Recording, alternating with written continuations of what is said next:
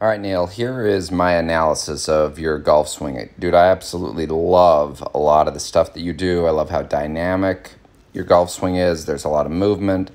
So what we'll notice here is you start off, you're very stacked. You got a lot of pressure on your lead side, which really doesn't bother me because this move that you make right here, this gets you back to center. So this is where I'm actually going to draw lines for relationships that relate to where we'd want to see the body position-wise throughout the motion. I'm not going to start it here because that's not where we're going to get back to.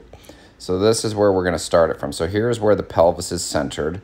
So I'm going to take these two yellow lines away. So you can see you've got you start your body early. There's a pressure shift.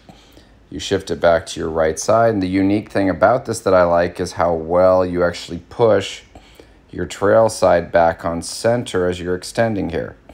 This right here at the top of your golf swing, I would not change a thing about. You've created a ball of space. We have a full turn. The head stayed on center. Femur is perpendicular to the ground. I absolutely love this. Looks like you've got left bend in. Really, really good. As we start down, I'd say this is where we get in a little bit of trouble. So we can see the head is diving, so the shoulder is going with the pelvis, and the pelvis just hasn't quite turned enough yet. So I would guess from here where you get in front of it, your arm structure is phenomenal. I don't want to change any of this. Right arm's in a bicep curl. That's parallel to the ground where the hands are in line with your leg. All of that stuff is awesome. But what happens when the eyes get in front right here, this is where now we're not accessing your left side as a break. And it's just kind of like the arms get kind of pulled through. So I would guess that you probably struggle with hitting the golf ball a little bit too low. So what I would want to see is once you're up here and you've completed this turn, I'm going to take all these lines away. We would want to see the head stay on this line, and how we're going to do that is we need this pressure. I want this right hip riding that line down more. So we need more of a downward pressure right here versus a forward pressure as much as you have it right there. So I would like to see the right side stays on this line right here on the way down. And really, then we need to get the left side. We need to get this hip back and inside of your foot early so that when you get down here into this position where you're centered now, then we're going to be able to go into more spine extension with the pelvis, the core, and then later with the chest. So we just don't get any extension right here. The upper body kind of finishes down, and it looks like you just try and time what you have to do with your arms in regards to pulling.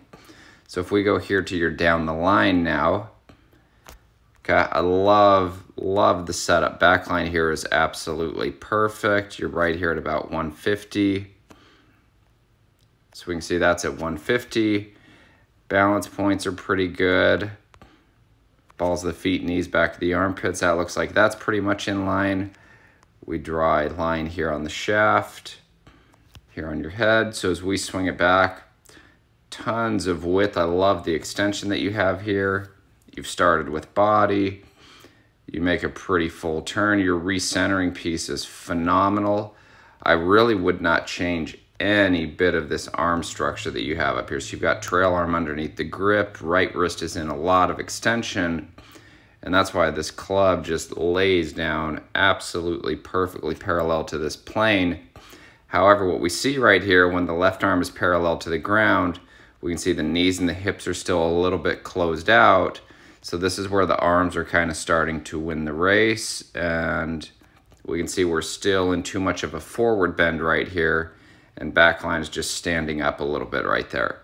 So what I would say, what I would like to see us do from here, if I take all this stuff away, from here, we need to get this left hip working back inside of the instep on your left foot.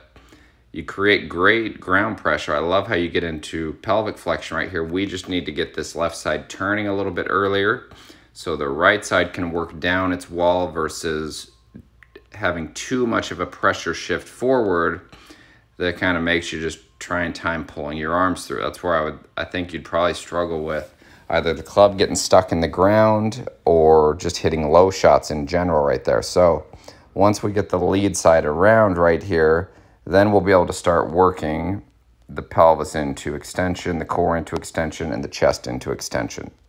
So let me know if that makes sense and if you have any questions, and thanks again for sending over, buddy.